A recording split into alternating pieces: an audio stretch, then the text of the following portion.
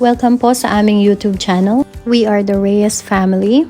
We are an OFW family of 5 na nakatira sa Qatar for more than 15 years. And now please join us as we prepare sa aming paglipat sa Canada.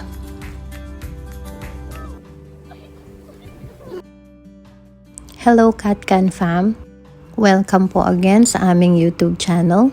And for today's kwentuhan serye, paano nga ba ang mag-resign o resignation sa Qatar?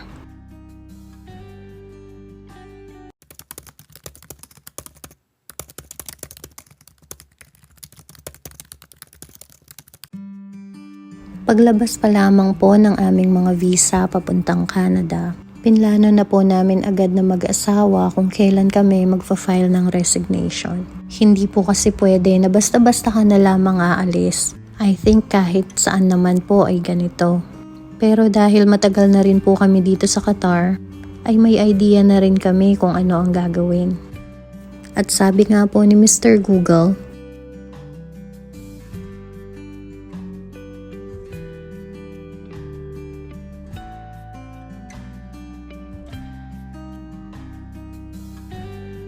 at dahil naka almost 8 years na rin po ako sa aking trabaho, at ang aking asawa ay almost 3 years na rin sa kanyang company, kami ay kinakailangang magbigay ng notice of resignation for 2 months.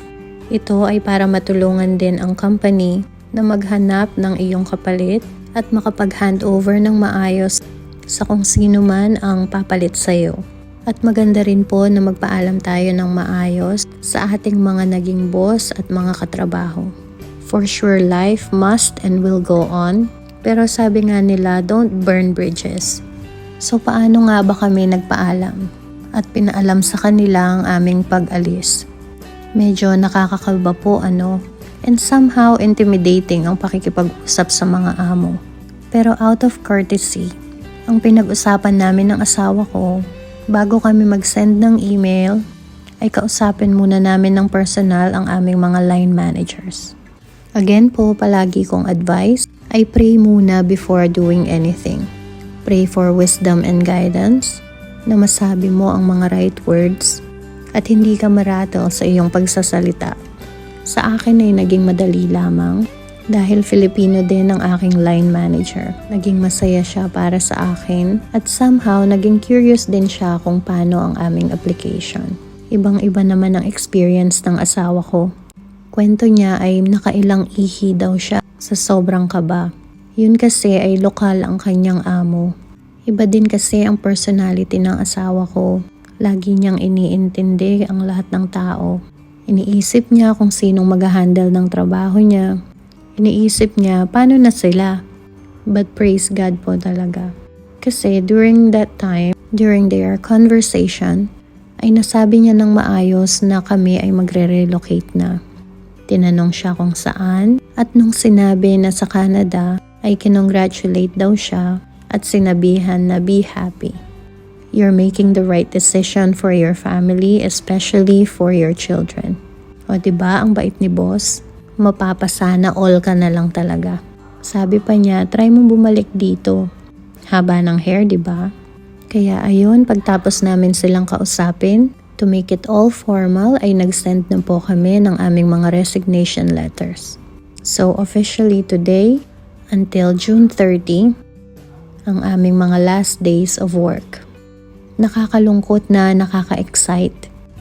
Pero looking forward and hoping for the best tayo syempre. At heto kami kaninang umaga papuntang work. Good morning. Today is April 28. This is the day na plano naming mag-resign. Bless this Lord. Bless this day. Thank you Lord. Ang hirap pala maging vlogger. Kahit magapa ang mukha sa umaga, kailangan nating i-record ang memory na yan. Dahil kasama yan sa mamimiss ko pagpunta namin sa Canada.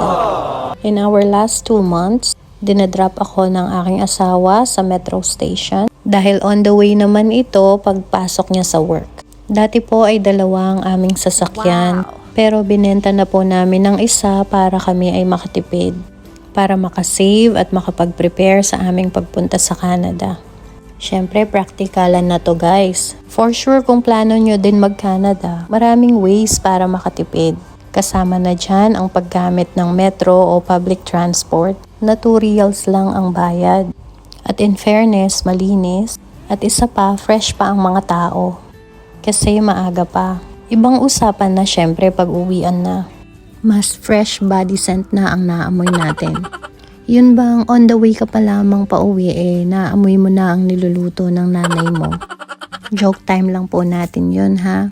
Bawal po ang masyadong seryoso. Hay, nakakamiss ito oh. Ang ganda ng view from work, 'di ba? Sobrang init sa Qatar. For sure, sobrang adjustment namin sa weather pagdating sa Canada.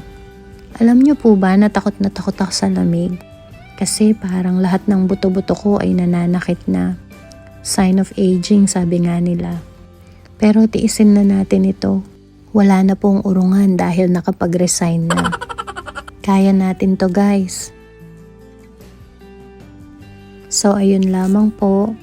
Please like, follow, and subscribe po sa ating YouTube channel for more kwentuhan serye sa ating paglipat from Qatar to Canada. Again, thank you po sa panonood at pakikinig. God bless po sa ating lahat. See you soon, Canada.